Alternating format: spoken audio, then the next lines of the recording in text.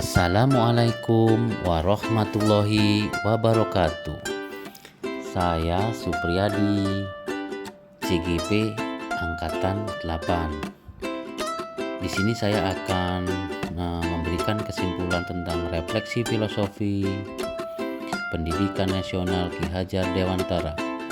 Sebelum saya memberikan kesimpulan tentang koneksi antar materi dan refleksi, perkenalkan, di sini ada Bapak Trinova Hasti Yunianta sebagai fasilitator saya, dan di sini ada Bapak Yomi Sumbala, pengajar praktik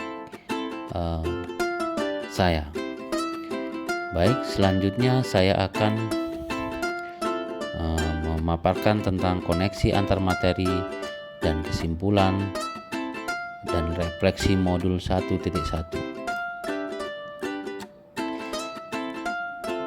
Yang pertama yaitu dasar pemikiran Ki Hajar Dewantara.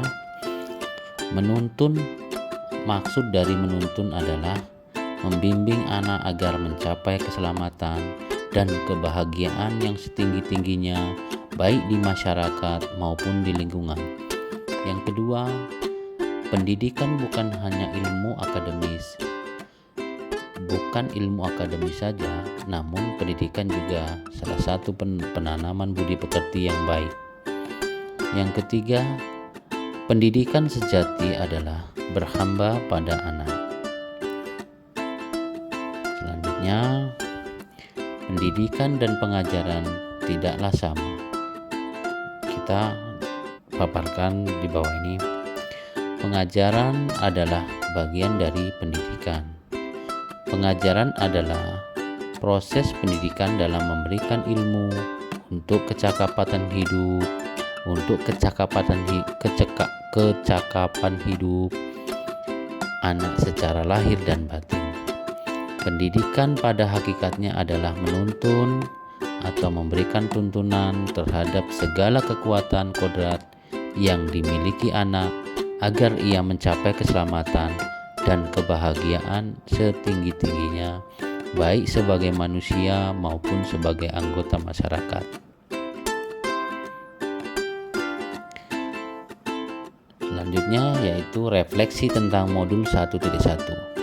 Di sini ada 3 refleksinya, yaitu yang pertama, apa yang Anda percaya tentang murid dan pembelajaran di kelas sebelum Anda mempelajari modul ini. Yang kedua, apa yang berubah dari pemikiran atau perilaku Anda setelah mempelajari modul ini. Yang ketiga, apa yang dapat Anda terapkan lebih baik agar kelas Anda mencerminkan pemikiran Ki Hajar Dewantara. Untuk itu akan saya jelaskan atau saya paparkan satu persatu untuk selanjutnya ketiga refleksi ini. Yang pertama, apa yang Anda percaya tentang murid dan pembelajaran di kelas sebelum Anda mempelajari modul 1.1? Yang saya percayai dan lakukan sebelum mengenal modul 1.1 yaitu saya tidak pernah memperhatikan tentang pendidikan yang dibutuhkan oleh murid. Jadi maksudnya saya terfokus pada pemberian materi di depan. Jadi tidak memperhatikan apa sih kebutuhan murid itu sendiri. Yang kedua, saya selalu menuntut anak dalam pencapaian proses pembelajaran. Jadi di kelas saya menyampaikan ke anak agar nilai itu mencapai KKM. Kalau tidak, nanti ada remedi. Selanjutnya, saya tidak pernah berpihak pada murid, hanya pendidikan berpusat pada guru. Jadi saya memberikan ke anak, suruh memperhatikan ke depan. Jadi ketika saya menjelaskan, tolong fokus dan harus memperhatikan apa yang saya sampaikan. Nah, di sini ada keterangan tidak berpihak pada murid, karena harusnya tidak seperti itu. Selanjutnya yaitu yang kedua, apa yang berubah dari pemikiran atau perilaku Anda setelah mempelajari modul ini. Jadi setelah mempelajari modul 1.1, yang berubah dari pemikiran saya adalah satu, ingin memerdekakan murid saya dalam kegiatan pembelajaran dengan cara saya harus memperhatikan gaya belajar murid sesuai dengan kodratnya. Yang kedua, ingin menjadi guru yang menuntun, bukan menuntut. Jadi tidak ada kata-kata untuk menuntut anak dalam pencapaian itu tadi, proses KKM ya, atau proses pembelajaran. Saya harus menyesuaikan dan memperhatikan gaya belajar, minat atau bakat murid saya, dan akan berpihak kepada murid. Jadi tidak ada memaksa apabila siswa itu mempunyai kodratnya dari awal, itu hobinya membaca, tidak akan saya paksa anak itu untuk memaksa untuk bisa memahami pelajaran, contohnya komputer. Jadi seperti itu.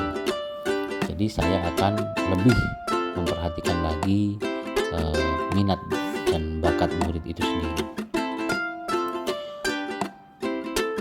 Di sini perubahan yang saya lakukan ya pada perilaku saya, yang pertama yaitu sebelum dimulai pelajaran atau materi, saya membuat kesepakatan bersama dengan siswa tentang proses belajar di kelas dan menampung masukan dan membuat kesepakatan bersama-sama dengan siswa. Seperti apa sih kemauan belajarnya di kelas, biar anak itu nyaman, tidak tertekan, dan bergembira lah, gembira. Yang kedua, memberikan kebebasan pada murid, atau lebih tepatnya memerdekakan murid dengan arahan dan bimbingan guru. Di sini walaupun anak itu diberikan kebebasan, tapi di sini masih ada tuntunan ya, menuntun, mengarahkan atau membimbing agar anak itu tidak ke arah yang negatif, tapi bisa ke arah yang lebih positif. Yang ketiga, membuat pembelajaran yang menarik agar murid termotivasi.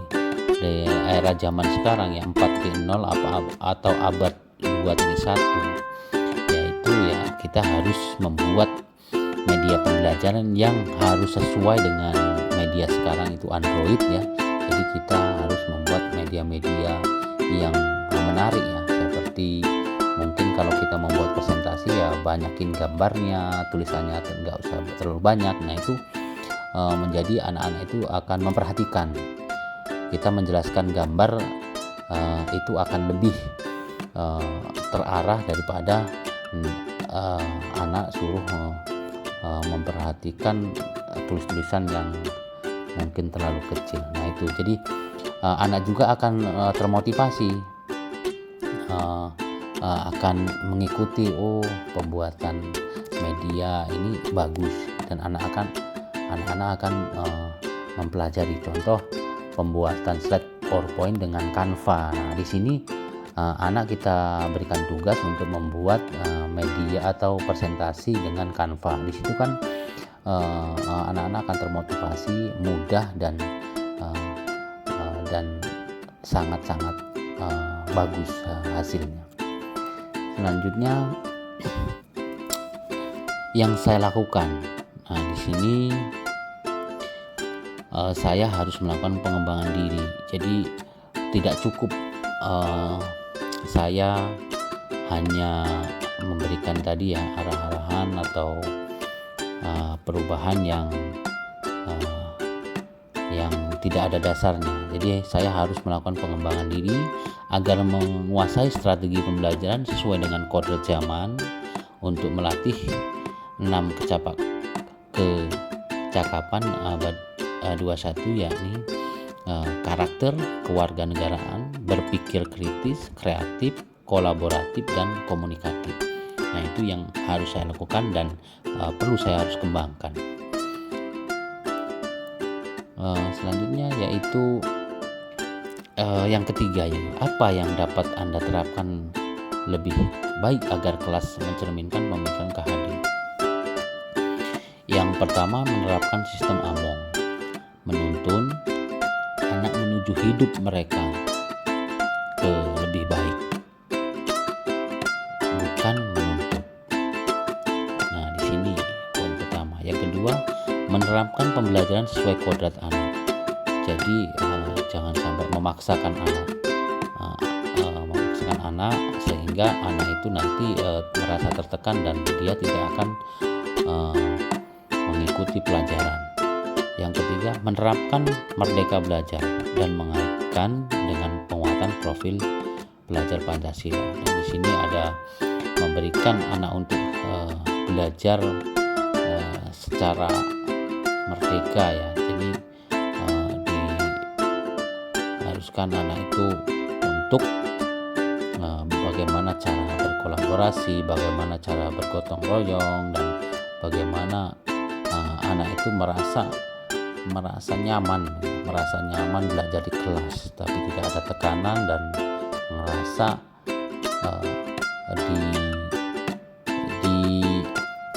diperhatikan. Yang keempat yaitu berhamba pada murid.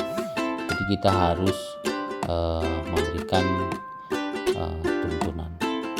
Yang kelima, merancang pembelajaran yang interaktif dan menyenangkan. Ini yang sudah saya bahas tadi, yaitu memberikan, kalau kita mau menyampaikan sebuah materi untuk anak, diajak untuk literasi ya, kita buatlah semenarik mungkin, jangan terlalu membuat anak bosan, tapi kalau bisa menyenangkan, jadi anak akan selalu tertarik. Demikian, semoga presentasi atau kesimpulan saya tadi dapat menginspirasi kita semua. Terima kasih. Salam guru penggerak. Mungkin itu saja, kurang lebihnya saya mohon maaf. Saya akhiri. Assalamualaikum warahmatullahi wabarakatuh.